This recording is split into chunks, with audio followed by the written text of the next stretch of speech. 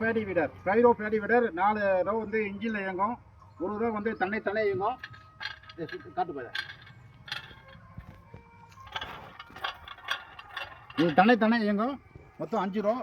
2 choke engine மாட்டியிருந்தாக்கா 71 cc 2 choke engine மாட்டியிருந்தாக்கா 25,000.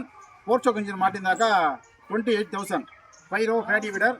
6 வரிசை நடு மிஷின். 6 ரோ நடு மிஷின் நட்டுனா மட்டும்தான் 5 ரோ ஓட்ட முடியும். 4 ரோ நடு மிஷின் நட்டுனாக்கா 5 ரோ பேடி வீடர் போட்டு ஓட்ட முடியாது. 4 ரோ பேடி வீடர் 4 ரோ நடு மிஷின் நட்டுனாக்கா 3 ரோ மிஷின் வாங்கி ஓட்டலாம்.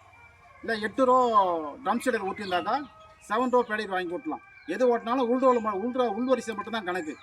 அதனால் வெளி வரிசை ஓட்டக்கூடாது, அர்ஜென்ட் ஓட்டக்கூடாது, உள் வரிசை மட்டும்தான் ஓட்டணும். இப்போ வந்து 6 வரிசை நட்டுனாக்கா உள் வரிசை 5 வரிசை, அதுக்கு இது செட் ஆகும்.